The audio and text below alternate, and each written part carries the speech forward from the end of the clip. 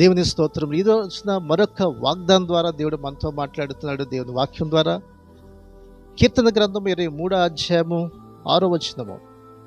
నేను బ్రతుకు దినములన్నీ కృపాక్షేమముల నా వెంట వచ్చును, చిరకాలం యెహోవా మందిరంలో నేను నివాసము చేసేదను. చూడండి, దావీదు యొక్క జీవితంలో ఎంత అద్భుతమైనటువంటి మాటను ఇక్కడ తెలియపరుస్తూ ఉన్నాడు. చిరకాలము అనగా నేను బ్రతుకు దినములన్నీ కూడా కృపాక్షేమములే నా వెంట వచ్చును. బ్రతుకు దినాలన్నీ కూడా కృపాక్షేమము.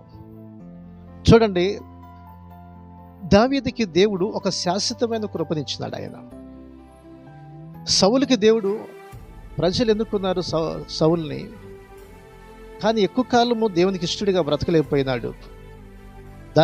సౌలుకి దేవుడు కృప చూపించాడు, కానీ ఆ కృపను పోగొట్టుకున్నాడు. కానీ దావీదు యొక్క జీవితం చూస్తే దావీదు దేవుని చేత ఎన్నుకోబడ్డాడు. దావీదుకి దేవుడు కృపని గురించినాడు. అది ఎలాంటి కృప అంటే శాశ్వతమైన కృప ఇచ్చినాడు. అందుకే అంటే నేను బ్రతుకు దినాలన్నీ కూడా కృపా క్షేమాలే నా వెంట వచ్చిందన్నాడు. దేవుని కృప క్షేమం. అందుకనే దావీదు ఎక్కడికి వెళ్ళినా అక్కడ కాపాడబడ్డాడు.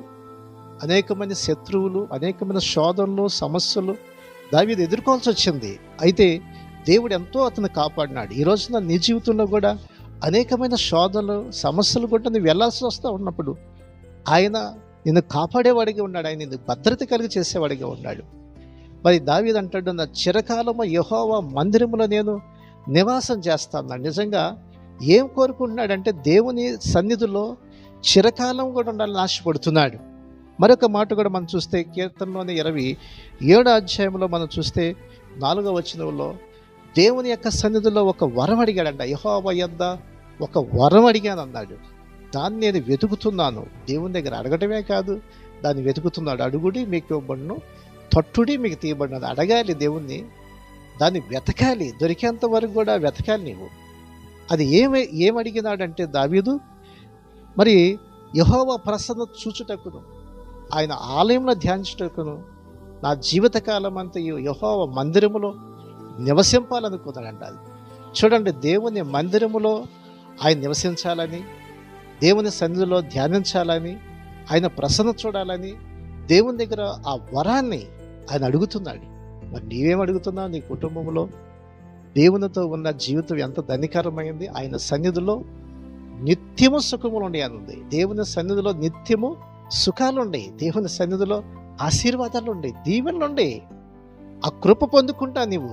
మరి ఎక్కడికి వెళ్ళినా ఈరోజు అనేకమైన శోధనలు, సమస్యలు ఎదుర్కొంటున్నావు. మరి నీకు సుఖం ఉంటుందా? కష్టపడుస్తున్నావు, శ్రమ పడుతున్నావు, దాంట్లో నీకు సుఖం కనిపిస్తుందా? నువ్వు సంపాదిస్తున్న దాంట్లో సుఖం ఉందా? నువ్వు చదువుకుంటున్నావు, మరి దాంట్లో నీకు మరి మంచి చదువుకోవాలి, మంచి ఉద్యోగం సంపాదించాలని ప్రయత్నం చేస్తున్నావు. దేవుని సహాయం నీకు ఆయన అనుగ్రహించే దేవుడు అయి ఉన్నాడు. ఆయన సన్నిధిలో నిత్యము సుఖములు ఉన్నాయి. ఎంత అద్భుతమైన విషయం. అందుకే దావీదు అంటాడు, దేవుని సన్నిధి, దేవుని మందిరం అంటే ఎంతో ప్రేమ, దేవునితో గడపటం అంటే ఎంతో ఆనందము, దేవుని వాక్యం ధ్యానించడం అంటే ఎంత ఆనందం, దేవుని మందిరం అంటే ఆనందము. ఆయన మందిరానికి వెళ్తున్నానంటే ఎంతో సంతోషపడేవాడు.